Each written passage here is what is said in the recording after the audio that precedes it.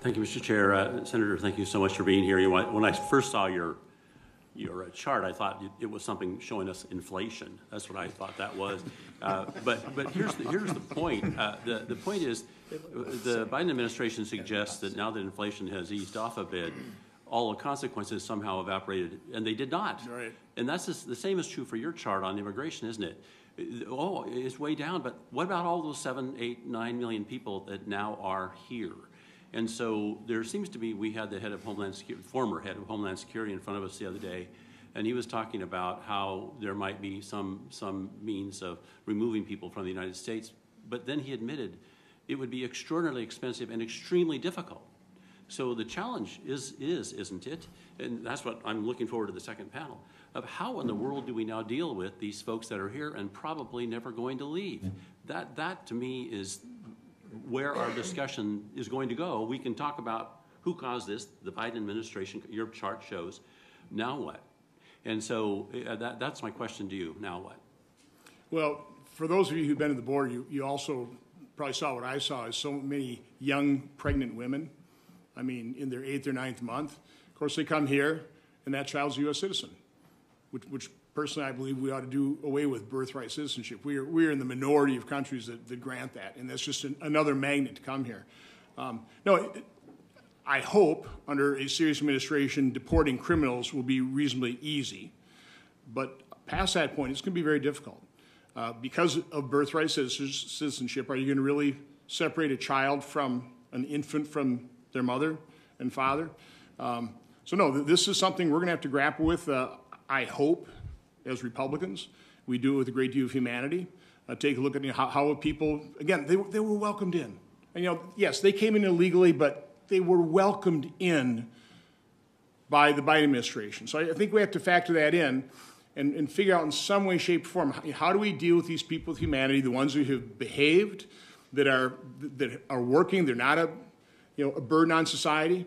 That's something we're going to have to grapple with. That would be a very serious issue, and I hope it doesn't break down on party lines. I hope this is something we can work with on a bipartisan basis, but we've got a real problem on our hands. We do. The $150 billion a year into the indefinite future of cost, and 1 in 10 being entitled to asylum. At least that's what our hearing record shows. 1 in 10. Right. The other 9, they shouldn't have come across, even though, as you say, they indeed were welcomed in by the Biden administration. Well, thank you, Senator, so much for being here today. Thank you. Thank you, Mr. Chair, and thank the panel for being here. Kamala Harris, just a little over a month ago, made a statement regarding violence against women, and she was stating this on the anniversary of the Violence Against Women Act, and at the end of her statement she says, as we reflect on the life-changing progress we've made over the past 30 years, we recommit to the critical work ahead together alongside survivors, advocates, allies. President Biden and I will continue to do everything in our power to ensure that every woman throughout America has freedom to live safe from violence and hate. She said that, and yet at the same time the Biden administration has allowed 1/3 of the folks that came across the border are from Central America. Let me read this. Gender-based violence in Latin America has the highest rate. Latin America has the highest rate of gender-based violence in the world, according to the Wilson Center. 1/3 of the folks that came in, the 6 million, 2 million, are from Central America. And so we hear President Trump state that folks from south of the border are rapists. He was speaking in, obviously, generalities. But the specific point was made the other day in front of our Judiciary Committee by April Aguirre, who came in and talked, a crime victim advocate, saying how the attitude toward women in Central America is horrible.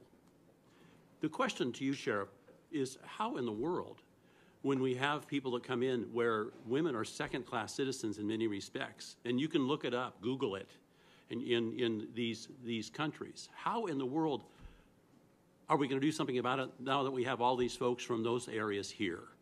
And this is real, and this was brought home to us in graphic detail by Ms. Aguirre in front of our committee just 2 months ago. And she was disdainful of the assertion that somehow we could fix this.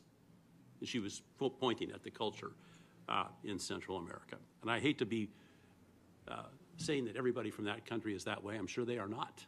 But definitely there is that attitude, and you can look it up. Gender inequality is rampant there. I don't know why the Biden administration is busy saying it's doing everything for women when it's allowing this kind of thing to happen. Well, here we are. And as I asked the senator, what are we going to do about it?